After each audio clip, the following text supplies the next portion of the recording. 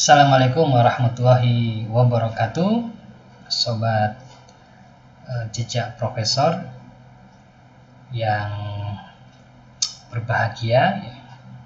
Semoga Bapak Ibu sekalian diberikan kesehatan dan diberikan kemudahan untuk semua urusannya. Selamat datang kembali di channel jejak profesor. Welcome the next professor. Kita lanjutkan Bapak Ibu sekalian materi yang sebelumnya. Sekarang kita akan masuk ke dalam catatan penting penilaian jabatan akademik dosen untuk lektor kepala dan guru besar. Yang pertama, dalam syarat khusus lektor kepala. Dalam syarat khusus lektor kepala, Bapak Ibu yang akan mengusulkan ke jabatan akademik lektor kepala ini harus diperhatikan. Satu, karya ilmiah di jurnal nasional terakreditasi peringkat 1 atau peringkat 2 sebagai penulis pertama. Atau satu karya ilmiah di jurnal internasional yang terindeks oleh lembaga pengindeks internasional bereputasi juga sebagai penulis pertama. Atau hasil karya seni yang diakui secara nasional pada bidang ilmu seni. Untuk bidang ilmu seni ada hasil karya seni yang diakui secara nasional. Bapak Ibu sekalian, untuk syarat khusus lektor kepala ini harus diperhatikan bahwa karya ilmiah itu dipublikasikan di jurnal nasional terakreditasi Sinta 1 atau Sinta 2 atau publikasi di jurnal yang memiliki level yang lebih tinggi daripada jurnal nasional terakreditasi, yaitu jurnal internasional yang terindeks oleh lembaga pengindeks internasional yang bereputasi. Contohnya adalah Scopus atau Web of Science. Apa bukti pendukungnya?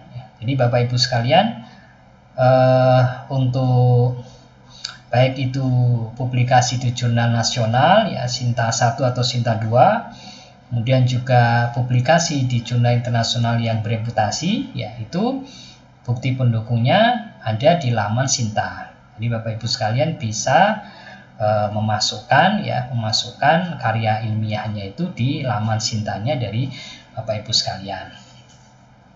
Atau untuk yang Scopus atau di Web of Science di WOS sudah masuk di laman Scopus atau Web of Science. Jadi pilihan salah satu di antara di laman Sinta atau di laman Scopus. Kemudian untuk yang kedua berkaitan dengan syarat khusus guru besar Jadi penjelasannya adalah syarat khususnya satu karya ilmiah di jurnal internasional yang bereputasi dan terindeks dengan SIMAGO Journal Rank atau SJR-nya lebih dari 0,1. Atau kalau untuk di Web of Science Journal Impact Factor-nya lebih dari 0,05 sebagai penulis pertama. Sebagai penulis pertama atau hasil karya seni yang diakui secara internasional bagi bidang ilmu seni. Kemudian selain itu juga ada satu syarat khusus tambahan. Sama Bapak Ibu sekalian, untuk syarat khusus guru besar ini juga bukti pendukungnya ada di laman Sinta atau juga di laman Scopus atau di WOS Kemudian kita masuk ke syarat khusus yang berkaitan dengan dokumen bukti korespondensi. Bukti korespondensi ini catatan pentingnya adalah harus memuat bukti submit artikel kemudian bukti catatan koreksi dari para reviewer berkaitan dengan substansi, jadi catatan koreksi substansi. Kemudian yang ketiga, bukti respon penulis terkait catatan dari para reviewer bukti respon penulis Kemudian yang keempat, bukti diterima dalam bentuk LOA, biasanya ini letter of acceptance, dan juga bukti publikasi di laman jurnalnya. Untuk catatan koreksi bisa dimungkinkan ya catatan koreksi dari lebih dari satu reviewer dari jurnal internasional yang bereputasi tersebut ya, atau dari jurnal Sinta 1 atau Sinta 2, dan bisa dimungkinkan ya bahwa catatan koreksi itu lebih dari satu kali ya, satu kali kemudian dilakukan revisi oleh author, oleh penulis, kemudian ada lagi, masih ada koreksi lagi, sampai bisa jadi 2 atau 3 kali ya. Itu yang berkaitan dengan bukti korespondensi. Jadi ini harus betul-betul diperhatikan ya Bapak Ibu sekalian, karena catatan dari reviewer itu ya, apabila bukti korespondensi itu tidak memuat catatan yang berkaitan dengan koreksi substansi ya, itu biasanya akan kembali ya. Jadi usulannya akan diminta untuk dilakukan perbaikan ya, perbaikan.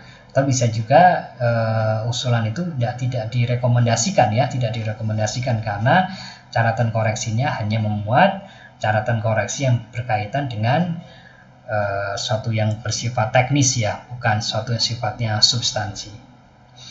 Kemudian yang berikutnya terkait dengan novelty Bapak Ibu sekalian ya, atau kebaruan. Jadi penjelasannya adalah bahwa kebaruan itu adalah artikel ilmiah hasil riset yang bersangkutan ya, jadi hasil riset ya, bukan hanya sekedar literature review ya, literature review atau hanya sekedar short communication ya, atau short letter ya. Jadi ini adalah hasil riset yang bersangkutan ya, karya ilmiah sebagai syarat khusus ya. Nah, kemudian yang penting berkaitan dengan cek similaritas ya, cek similaritas ya, biasanya kita pakai ya ke software Turnitin ya. Misalnya di situ ada penjelasannya, ada ketentuannya bahwa jumlah secara total ya atau keseluruhannya itu maksimal 25%. Jadi kalau maksimalnya lebih dari 25% ya, bisa jadi usulan syarat khusus dari Bapak Ibu sekalian bisa tidak direkomendasikan.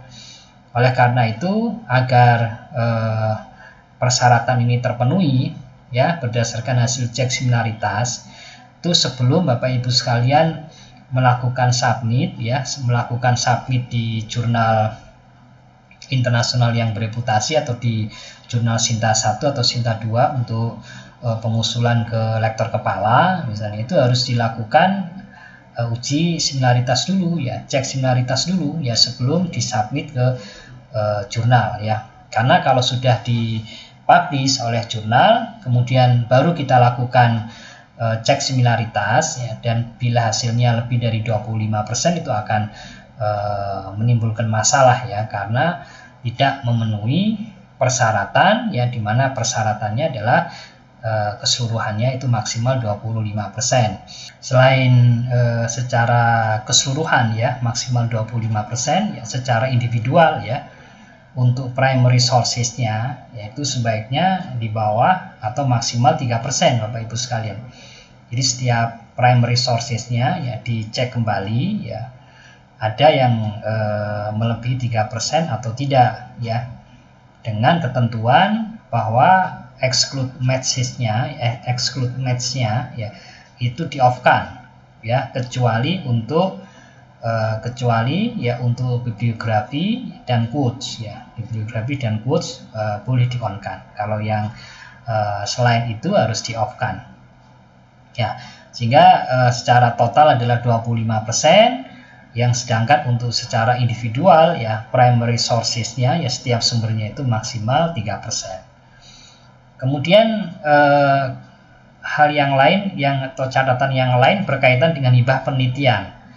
Jadi hibah yang diakui adalah hanya hibah yang berasal dari kementerian ya. Sehingga untuk bukti pendukungnya itu bisa dilampirkan bukti penerimaan hibah ya, kontraknya dan juga laporan akhir. Dan hibah dari kementerian itu dibuktikan di laman Sinta ya, di laman Sinta Bapak Ibu sekalian. Kemudian yang penting ya di dalam penilaian CAD, LK dan GB itulah berkaitan dengan kompetensi dari pengusul Bapak Ibu sekalian. Kompetensi dan karya ilmiah ya, serta subjek area jurnal harus sesuai satu dengan yang lain atau saling mendukung. Di kompetensi ya Bapak Ibu sekalian, ya bidang ilmu Bapak Ibu sekalian dengan karya ilmiahnya, ya dengan publikasi artikelnya dan juga skop dari jurnalnya itu harus sesuai. Jadi kalau misalnya di bidang akuntansi, ya area jurnalnya bidang akuntansi, maka karya ilmiahnya juga di bidang akuntansi. Kemudian kompetensi Bapak Ibu sekalian adalah di bidang akuntansi. Jadi harus sesuai satu dengan yang lain. Bidang ilmu atau kepakaran, ya, kemudian karya ilmiah syarat khusus, ya, karya ilmiah syarat khusus, dan juga cakupan jurnal, ya, dan juga cakupan jurnal. 3 ini yang biasanya diperhatikan ya secara mendalam ya oleh para asesor. Kemudian soal yang sering ditanya ya dalam berkaitan dengan hal tersebut ya dalam pengajuan ke rektor kepala ya atau ke guru besar, tapi nanti mungkin ada sebagian yang juga terkait secara umum ya. Bagi misalnya yang pertama ini bagi dosen non PNS yang sudah menduduki jabatan rektor kepala 700, apakah perlu menambah KUM 450 untuk ke GB atau cukup dengan 150? Nah, maka jawabannya adalah cukup menggunakan KUM 150. Jadi tetap LK yang 700-nya tetap bisa diperhitungkan. Itu yang non PNS. Terkait syarat khusus dari rektor kepala ke profesor, apakah selain sebagai penulis pertama juga sebagai corresponding author? Ya, maka jawabannya adalah penulis pertama. Tetapi ini perlu diperhatikan Bapak Ibu sekalian bahwa seringkali ya para asesor melihat bahwa kalau yang bersangkutan penulis pertama ya tetapi bukan sebagai corresponding author, biasanya jadi pertanyaan ya, biasanya jadi pertanyaan. Sehingga agar kita lebih aman ya, maka artikel yang dijadikan sebagai syarat khusus untuk pengajuan ke profesor, maka sebaiknya selain penulis pertama juga sebagai corresponding author ya. Apakah dosen non ASN tidak perlu lagi melakukan BKD? Apakah dampak terhadap kenaikan jabatan fungsional dosen tersebut apabila tidak melakukan BKD? Dosen ASN maupun dosen non ASN perlu memenuhi BKD setiap semester. Ya, salah satu syarat eligibilitas usulan adalah BKD dengan hasil memenuhi selama 4 semester terakhir. Jika tidak memenuhi, maka usulan kenaikan jabatan fungsional tidak akan diproses. Jadi syarat untuk kenaikan jabatan fungsional itu adalah memenuhi BKD selama 4 semester. Kemudian, apakah untuk persyaratan menjadi guru besar dosen yang lulus belum 3 tahun dari S3 tidak perlu tambahan jurnal internasional bereputasi lagi? Nah, ini di aturan yang baru memang tidak disebutkan ya, atau tidak diperlukan syarat dokumen tambahan JIB lagi.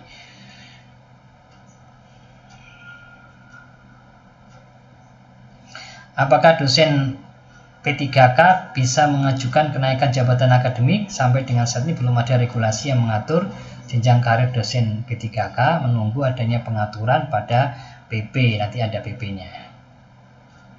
Kemudian, apakah syarat khusus karya ilmiah yang didapatkan selama dosen menjalankan tugas belajar dengan melaksanakan Tridharma perguruan tinggi bisa digunakan?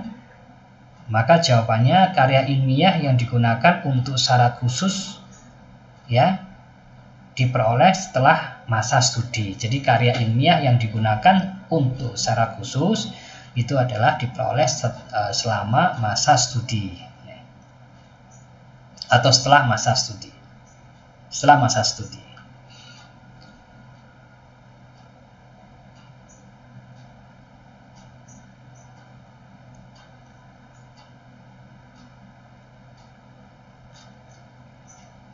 Kemudian apakah penetapan masa kerja untuk kenaikan jabatan akademik dosen masih menggunakan TMT JAD pertama kali atau TMT sebagai dosen pertama kali? Ya, masa kerja dihitung dari TMT jabatan akademik pertama ya. Jadi TMT jabatan akademik pertama. Untuk jabatan fungsional asisten ahli dan lektor, apakah juga menggunakan aplikasi Sister untuk pengajuan jabatan fungsional pertama dan kenaikan dari AA ke lektor? Untuk penilaian JAD, AA, dan lektor dapat diproses di instansi masing-masing. Untuk saat ini ya, untuk AA dan lektor, Sister memfasilitasi proses penerbitan sertifikat uji kompetensi saja. Baik, itu Bapak Ibu sekalian, penjelasan yang penting ya berkaitan dengan soal sering ditanya ya, dan juga catatan penting ya penilaian JAD untuk rektor kepala dan guru besar ya. Semoga penjelasan ini bisa dipahami dengan baik, dan semoga Bapak Ibu sekalian yang akan mengajukan ke jabatan akademik lektor kepala dan guru besar ya bisa diberikan kemudahan ya dan kelancaran semuanya. Baik, kita akan lanjutkan pada video selanjutnya. Saya akhiri. Assalamualaikum warahmatullahi wabarakatuh.